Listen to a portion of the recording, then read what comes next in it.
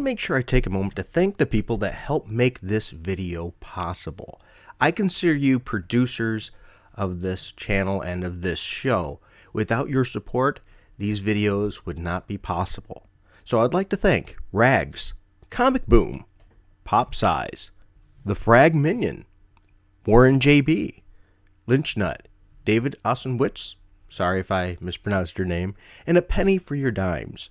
I also want to thank the people that like to remain anonymous and anybody else that has contributed to this channel in the past. Without your support, these videos would not be possible. If you find yourself in a position you can help and you want to see your name here too as a producer credit, go ahead and look down in the links below. There will be a Patreon, a subscribe star, as well as a one-time donation, and you can see your name up here too. Thank you.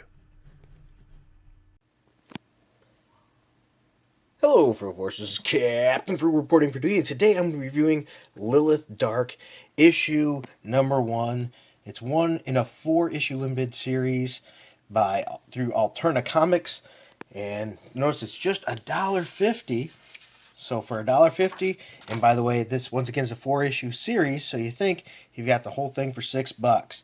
Okay, now I'm gonna skip through this first page real quick here to get to the credits here, so we see the credits. Sorry about the shadow there. So you see the creator and the writer and illustrated by CharlesC.Dowd.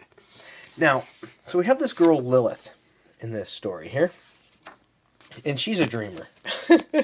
You know, and that's awesome, because what little boy and little girl isn't, and hopefully they'd have a wonderful imagination, and she clearly does.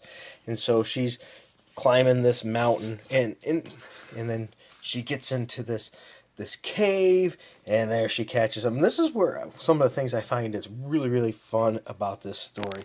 It's giving things from this little girl's perspective. Instead of cannibals, because they're cannibals, see, they're eating feet there, they're cannonballs, because that's how she understands the word. And we'll talk about that in just a little bit. So anyway, she ends up, she's got this, she's fighting these cannonballs, if you will.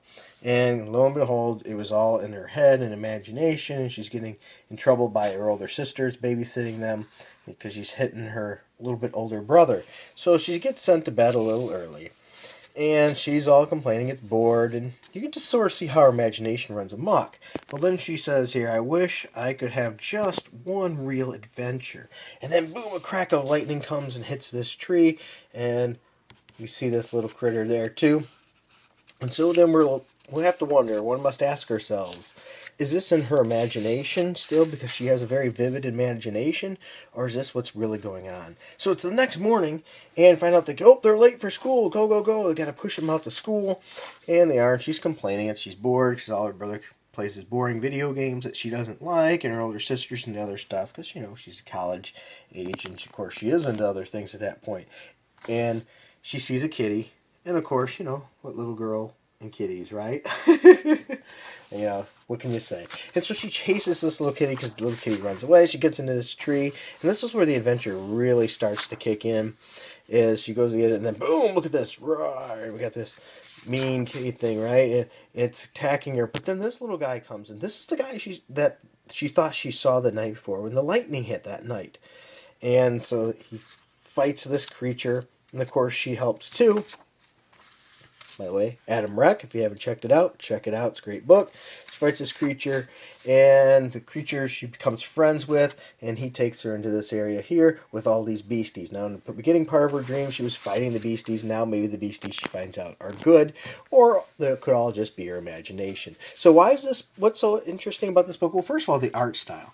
I really, really, really like the art style for this particular story here. It's very fitting. I'm trying to turn the page here while holding the phone here so I can focus on something here. Sorry about that. There we go. I mean, just look at the art style, how she is. You know, it's very, very well done. It doesn't hide eeriness necessarily, but it gives things from a more childish perspective. Not quite chibi style, but there is some chibi elements for, like, you know, when she's seeing the kitty that was just too adorable, right? But it's really well done, and it's really well fitting. The other thing I really enjoy about this issue is the tone of the book, how the characters are written. It fits a girl's tone.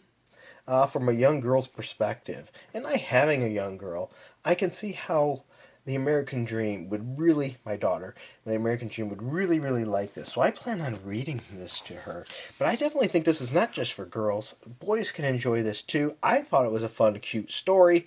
The first issue really grabbed me. I can't wait to read the next issue. I have all issues in the series, so I'm going to read the whole thing. But as I said, the art style is just really well fitting. The tone of the characters is really well fitting.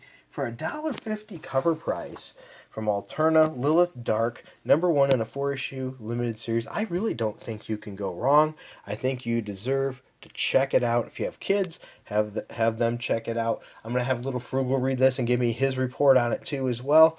So I hope you enjoyed this video. If you did, like, subscribe, hit that notification bell, and continue to help out the Frugal Force if you can. Until next time, keep it frugal. Thanks for sticking with me through this. If you don't mind and you enjoy videos like this, please be sure to hit that like and subscribe, and even bigger, hit that notifications bell, because evidently that means a lot.